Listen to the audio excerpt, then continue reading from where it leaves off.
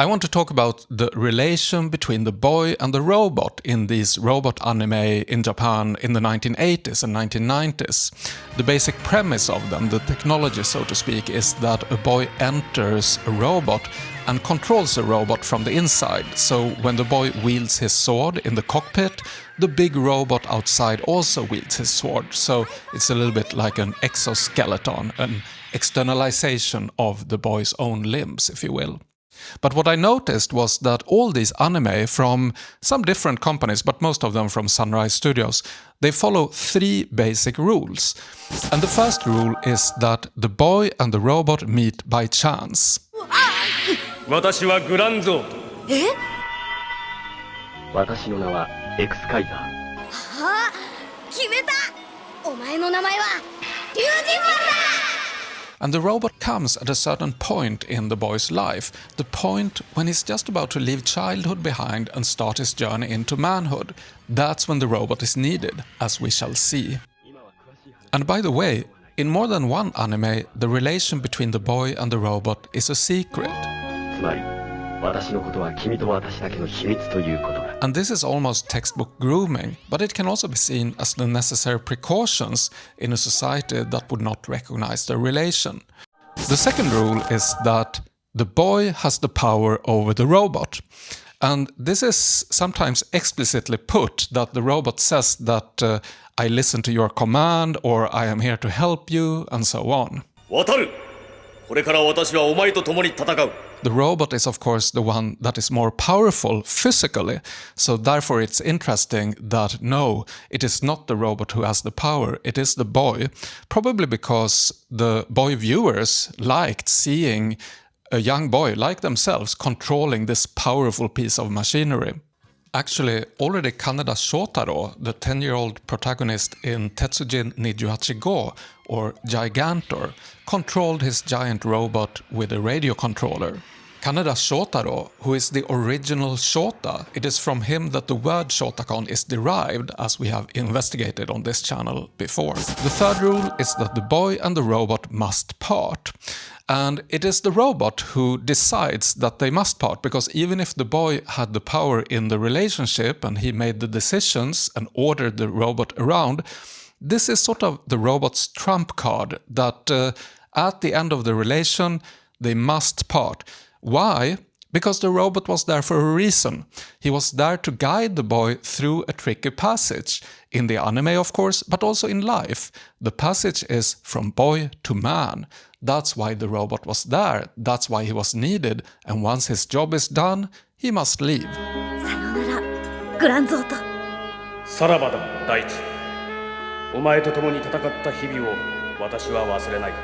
So you can see this pretty clearly in the robot anime, but you can also see it in non-robot anime, like for example in Boku no Hero Academia, Midoriya and All Might meet by chance. Wake up! Hey! Thought we lost you there! And then since Midoriya has worshipped All Might, the superhero, throughout his childhood, he doesn't let go of him, literally. He clings to his leg as All Might flies away, and that's how they become friends. You can also see the rule applied to Loveless, a BL anime from 2005 based on the manga by Koga Yun. This was the first anime I ever watched, by the way. Ritsuka and Sobi meet by chance, or at least for Ritsuka it's a chance meeting, but in fact it is Ritsuka's older brother who has been murdered, who has sent Sobi to take care of Ritsuka. リツカが迎えに来てくれないから来ちゃったのに。 So here again you see that the 12-year-old boy Ritsuka has the power over Sobi, who is some kind of young man. In fact, Sobi seems to delight in serving his master. リツカの命令を聞く。 In the more recent anime Nige Jōzu no Wakagimi, the elusive samurai from 2024, the boy protagonist Hojo Tokiyuki meets the priest Yorishige by chance. 噂通りの逃げ上手でございました He even thinks that the priest may be an imposter, so it takes some convincing before he starts trusting the man who is there to help him. 地獄の底までお使いいたしましょう。And you can also see it in Shaman King, for example, where you could say that Yō and Amidamaru, the samurai ghost, meet by chance when Yō is fighting an enemy on Amidamaru's grave, and Amidamaru rises from the dead and helps Yō in his fight.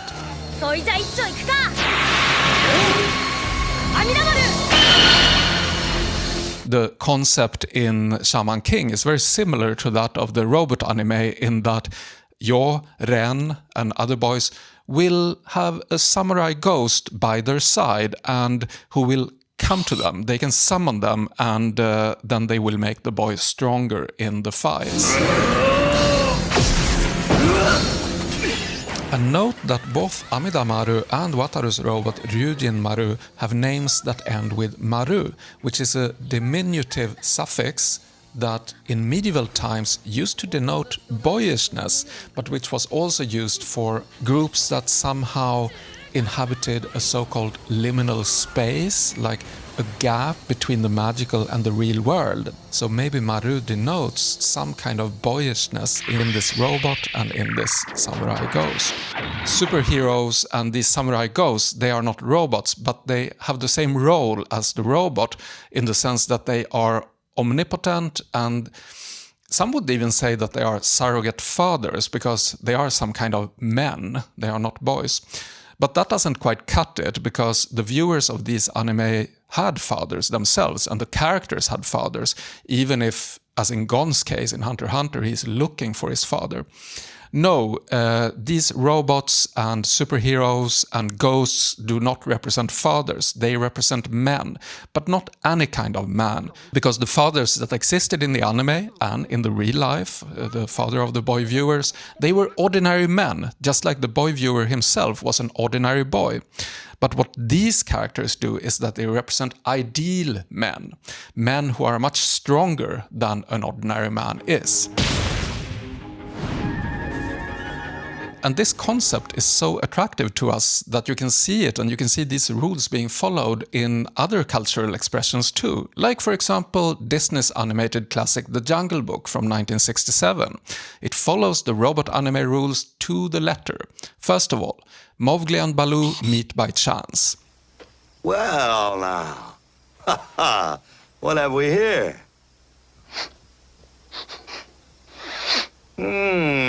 Second, Mowgli, the boy, has the power over the robot, the bear. That is quite clear. Mowgli is on top, even literally. No, we don't do that here. No, you're tickling. And Baloo wants to teach Mowgli everything he knows, so that is the premise. He's with me, ain't he? And I'll learn him all I know. Rule 3 is that they must part, and the parting in the Jungle Book is one of the most tragic partings in Hollywood history, because we all want them to stay together. Oh, Baloo! I want to stay here with you! Certainly you do. But of course they must part, because Baloo's task is done. He has taught him everything. Mowgli has transcended from boy to a young man in a way. And as a young man, he doesn't need Baloo anymore. He doesn't need a man. He needs a girl. And that is what he finds at the end of the movie. That's what makes the passage just before he lays eyes on this girl so tragic. Nothing or nobody is ever gonna come between us again. These are classic coming-of-age rites, and they reflect very closely the coming-of-age rite in ancient Greece, where a man would abduct a boy to teach him the skills needed to become a man. It was a staged abduction that the boy's parents agreed upon. In fact, they had sought out this man for this particular purpose. Interesting here is that among the skills needed back then the main skill was hunting. So the man would teach the boy to hunt, and at the end of this period, he would give a present to the boy, and that would be a goat. But it was also part of this deal that the man would have sex with the boy, and this was important because that was a way for the man to transfer his important manhood to the boy in order to make a man of the boy. And this is of course not explicit in today's cultural expressions, but it sort of is there under the hood. It is sort of the motor that drives these anime, even if it's not explicit. But it could be argued that Hunter x Hunter aligns quite closely to the Greek coming-of-age rite in the arc that takes place in the Celestial Tower, where Gon and Killua meet Wing, who will teach them the concept of Nen. He does so by asking the boys to take off their clothes and turn their back to him, so that he can open their shoko and impart his ki into them. 上着を脱いで背中を向けてください。 In other words, he transfers something of himself into the boys who are in his training. 行きますよ。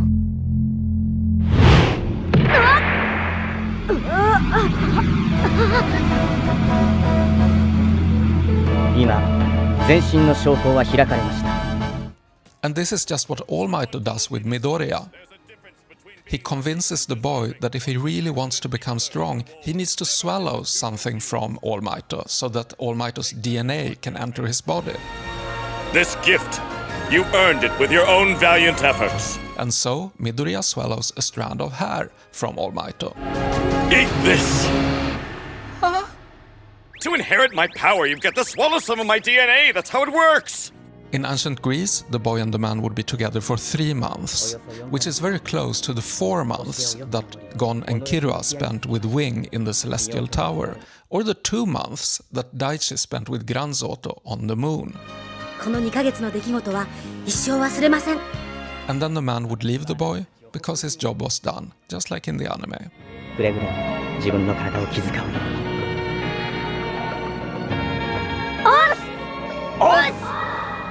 And if we move on from anime and from animated films, you can see this, for example, in Rambo III from 1988. That is in mainstream Hollywood action. Rambo is in Afghanistan on a mission, and he lays eyes on Hamid, a young orphan. So it closely follows the rules here too. They meet by accident. And even if the second rule is not explicit, I mean, the boy doesn't have power over Rambo, Rambo is still there to save him in a way, because the boy represents the whole people, the nation that Rambo has been sent to save as the American savior. So it is quite clear that Rambo is there to protect him.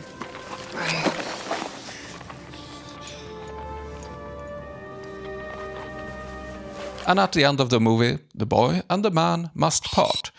And this is also, again, a very tragic scene, and Sylvester Stallone perfectly acts out the sentiments of this character when the boy asks him to stay, just like the boys asked the robots to stay at the end of an anime series. Can you not stay? But Rambo knows the rules, so he must leave. It's interesting because even the Afghan soldier and Rambo's former commander who are with them in the car seem to ponder the idea that, yeah, maybe Rambo should stay. But he can't. I've got to go. And only 3 years later, Hollywood delivered again in Terminator 2, Judgment Day. And this is a film that follows the Robot Boy anime to the letter almost. So first of all, John and the Terminator meet by chance. Technically, it is future John who has sent the Terminator to save today's John. But for John, it is a chance meeting. It's just a random man who almost abducts him, but he saves him from the other Terminator. And then rule 2 is explicit. The boy has power over the man. John realizes this by mistake when he says something. He says, "Let me go," and the Terminator lets him go, and he realizes, oh, so I can actually control this robot. Why the hell did you do that? Because you told me to. And he tries this. You have to do what I say, huh? That's one of my mission parameters. Prove it. Stand on one foot. And when he realizes this, he becomes really happy, because which boy doesn't want a big robot that he can control? The power over a robot, or the power over a man. In fact, when John says, "my own Terminator," Cool, my old Terminator.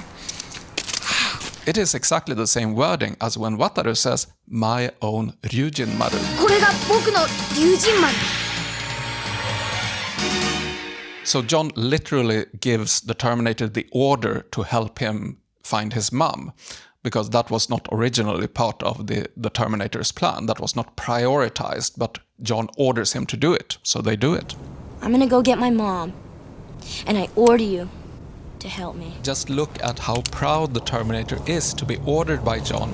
I mean, under this hard surface, he's jiggling like a teenage girl who is in love with her boyfriend. And then we come to rule 3. The boy and the man, the boy and the robot must part, and they do so in Terminator 2 too. In fact, this is maybe one of Hollywood's most heart-gripping scenes.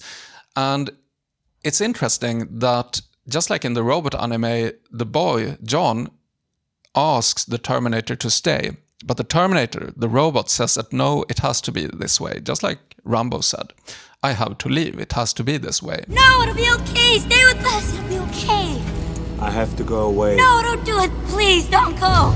And that's when John tries to use his power again. He says, I order you to stay. It has to end here. I order you not to go. I order you not to go. I order you not to go. But it doesn't work. Why doesn't it work? Because the relation is over. The Terminator, the robot, he's done his job. He has helped the boy through a tricky passage. In this case, he has saved the world, basically. But the tricky passage is from boy to man, and now John doesn't need him anymore. His job is done, and we have to separate because that is best for you. And that is his task, right? To take care of the boy, to see what's best for the boy. So it doesn't work, and the Terminator leaves.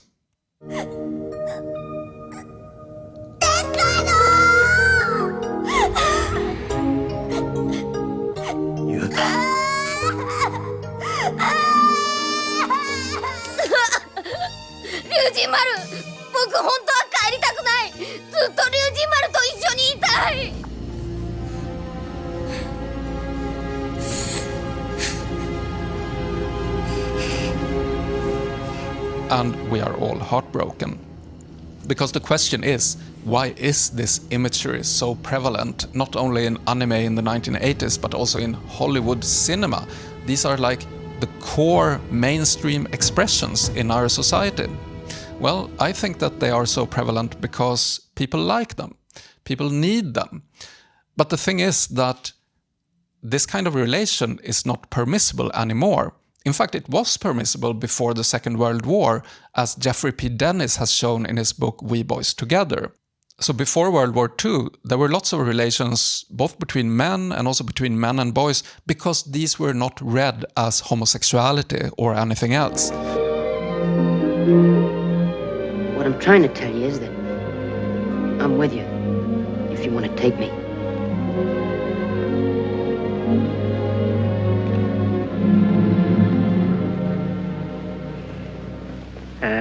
Who's gone away? You ain't going? I'm gonna stay right here. But as the homosexual identity became more visible after the Second World War in the US, these expressions had to go because they had been associated with this new identity that was on the rise. So that's why, for a long time, as Vito Rasso has shown in The Celluloid Closet, gay romance had to end in tragedy.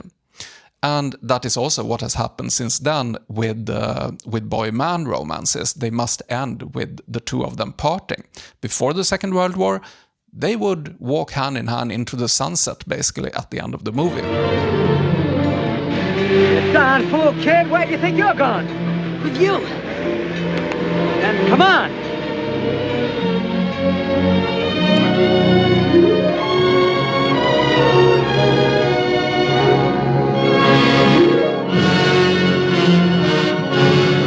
So yeah, to sum up, I think that this expression is so popular because we need it. But we can't see it for what it is. It has to be, this relation has to be veiled. And why do we enjoy it so much? I think we enjoy it because everyone knows that boys are in need of a man during a certain period of their growing up. A man who can guide them from boy to man. I think society as a whole is very aware of the pitfalls of this period and how dangerous it can be if a boy doesn't make this leap over the gap that is the boy, from child to man, that is. And And that's why it feels good to see boys being guided over this gap and that they end up on the other side of it. I think that's an anthropological constant. It works the same way in every society. It is just that in our society, we associate this relation with something else now. Something that we think that this is wrong or something like that. But in our hearts, we know that it is right. And that's why it has to be veiled. That's why these men have to be disguised as robots, bears, ghosts, superheroes, soldiers like Rambo. So as long as the man is an extremely powerful, omnipotent character or creature even, that's when it is permissible. But at the end of the day, it is a man-boy romance, and that is what our society wants to see. さらばだ、Wataru。龍神丸、さよならだ、ユーズ。